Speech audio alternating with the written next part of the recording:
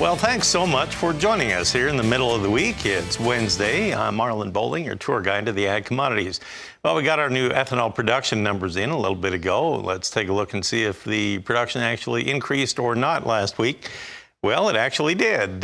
We went up to 1.069 million barrels per day. That was the increase of roughly about 46,000 barrels. We have the 4-week average going down by just 1,000 barrels a day. Ethanol stocks, 23.4 million barrels. Now that was an increase of about 500,000.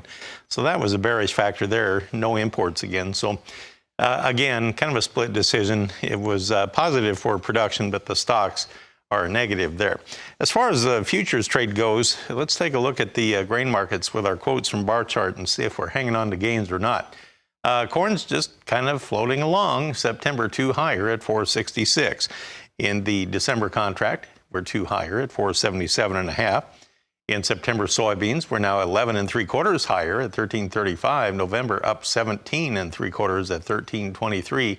Exactly 20 cents off of our earlier low, and we're within 3 cents of our high of the day there in November.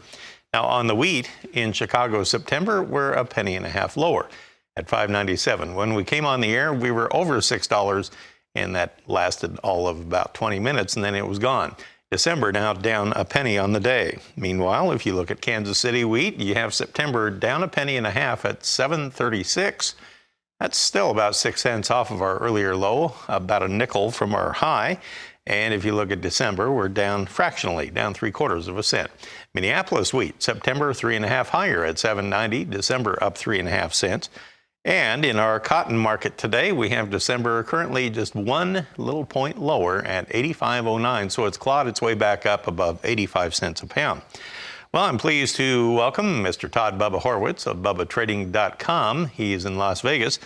And it just seems like a day of nothingness here, Todd. When you look at the market action, are the volumes that light as it would indicate?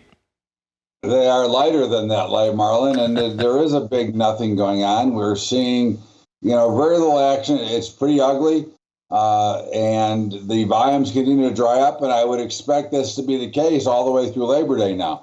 As the overall trading sphere is slowing. I mean, we don't have any action in any market right now, and I think that will continue to slow down. They don't look very good, and I genuinely have some concern that with China continuing to accumulate farmland, they're helping keep the price down themselves as well, and that's, to me, is not a very good sign. Well, the winner so far today would be the soybean trade. It's showing some double-digit gains. I would imagine that the trade is still a little bit nervous about the hot, dry weather here this next week or so. I think so, and I think soybeans, out of the group, soybeans do look the best. Wheat and corn look really bad. Soybeans are still, relatively reasonable, but the overall picture just does not look very good, Marlon. We're not seeing a lot of activity. We're not seeing, we're seeing more of a push to the downside on light volumes. But again, it does not help you if you have to make a decision. And even if the volumes are light and prices are going lower, you might be forced out, which is always a concern. Well, and then there's that annual problem that I was talking about yesterday where, before you get the combines rolling in the fall, you always get that flush of old crop grain coming into the elevators and just kind of filling everything up right before harvest. That seems to have a depressing effect on the market, doesn't it? Yeah, it does. I mean, again, it shows that there may be a little bit too much supply, but I don't think that is necessarily the case this year. I think that there's a lot of other factors that are at work here, and I don't think much of them are positive, including the weakness in the economy, the recession that we refuse to admit that is around, the inflation that we refuse to admit is a part of it, and it's really makes it a big challenge because I think that farmers are working, if it profit at all, on a very skinny profit right now, which is not a good position when you're taking as much risk as they do to plant. Do you think the funds are trying to capitalize more on interest rates now than they are being interested in commodity trading? I think the interest rates are very high. They've gone up pretty dramatically, and I think there's a lot of arbitrage going on there. But I do think that you're seeing some pressure on the grain markets, and I think they're continuing to push to the short side. and looking to, if they can push hard enough and you can get them low enough, you can force some liquidation because the banks will start to panic. The lenders will start to panic as we get closer into harvest as well. Ooh, interesting point. Okay, well, hold that thought. We'll come back in a moment. We'll take a look at our livestock trade. We talk about people with a lot on the line. It's our livestock producers, and we'll talk about that right after this. All right, now let's talk a little livestock market action. We've been talking about the fact that the beef cutout values have been selling off here for a little while now. But the last 2 or 3 days, they have been seemingly rebounding a little bit.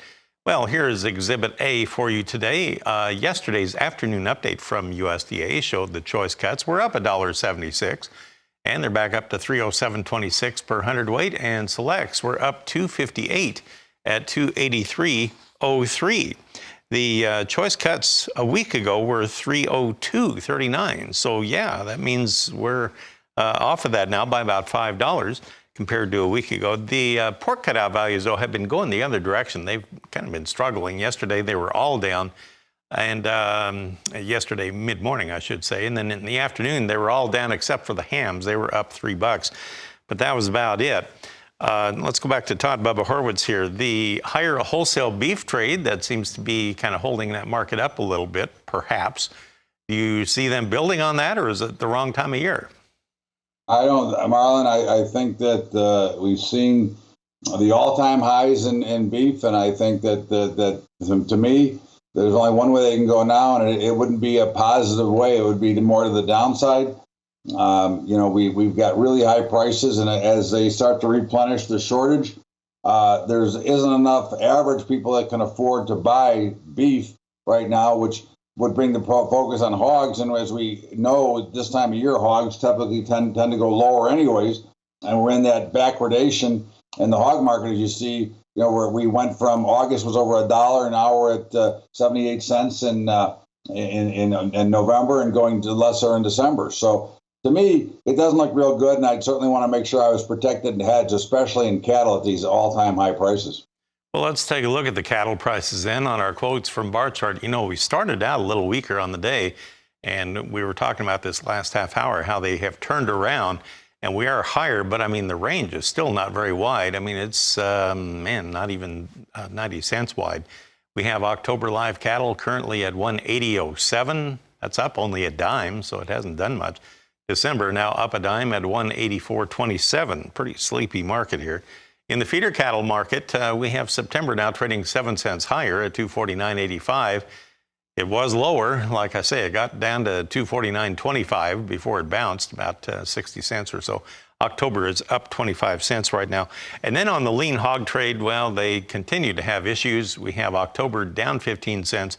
The December contract is back to unchanged at 71.25. It's chopping around on both sides of unchanged here all day long.